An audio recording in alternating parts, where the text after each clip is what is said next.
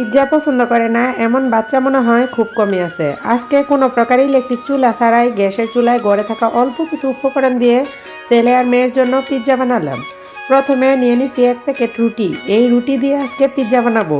পরিমাণ মতো চিনি, একটু লবণ আর দুধ দিয়ে হাত দিয়ে ভালোভাবে রুটিগুলো মেখে নিব।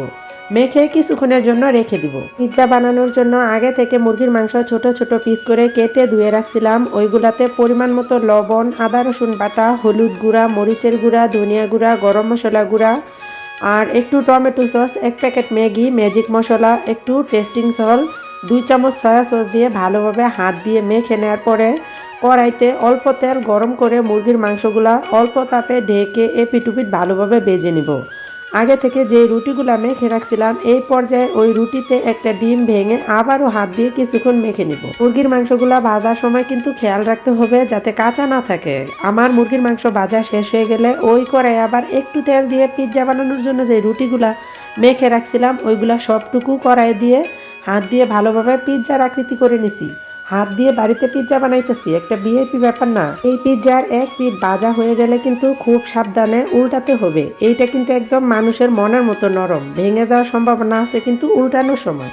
আমি যেই প্রসেসে উল্টাইছি আপনারাও ইচ্ছা করলে এই প্রসেসে উল্টাতে পারবেন। যাই হোক, আমার রুটি ভাজা কিন্তু একদম শেষ। এখন আর কোনোভাবে দেরি করা সম্ভব না। প্রথমে দিয়ে দিছি অল্প একটু টমেটো সস, তারপরে দিয়ে দিছি বাড়িতে আমার হোমমেড বানানো চিজ। চিজ কিন্তু আপনারা গরুর দুধ দিয়ে বাড়িতে বানাতে পারবেন ইউটিউবে ভিডিও দেখলে। চিজ বানাতে কিন্তু কোনো অতিরিক্ত কষ্ট বা ঝামেলা নাই। আমি অন্য আরেকদিন চিজ বানানোর রেসিপি শেয়ার করব। আজকে দিলে ভিডিওটা অনেক বড় হয়ে যাবে। তারপরে ভেজে রাখা সবগুলা মুরগির মাংস আর কয়েকটা টমেটো আর পেঁয়াজ ছোট ছোট করে টুকরা করে রাখছিলাম ওইগুলা দিয়ে দিছি একটু ভিআইপি ফিল আনার জন্য। আজকে আমাদের ঘরে ক্যাপসিকাম ছিল না, তাই দিতে পারলাম না। দিলে হয়তোবা আরেকটু ভালো লাগতো।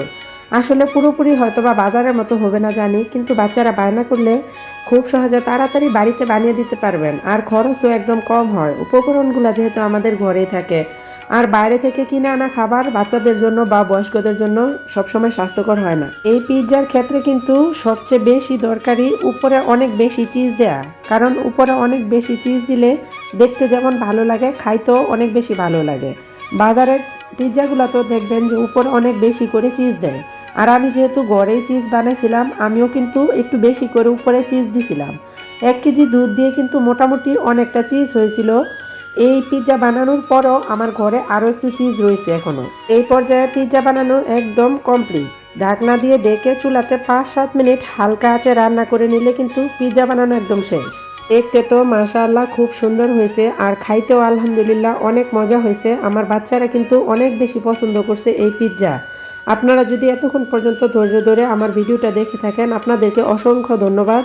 আসসালামু আলাইকুম। সবাই কেমন আছেন? আপনাদের কাছে পিৎজা বানানো কেমন লাগছে? সময় থাকলে অবশ্যই কমেন্টে জানাবেন। আর আজকের মতো আল্লাহ হাফেজ।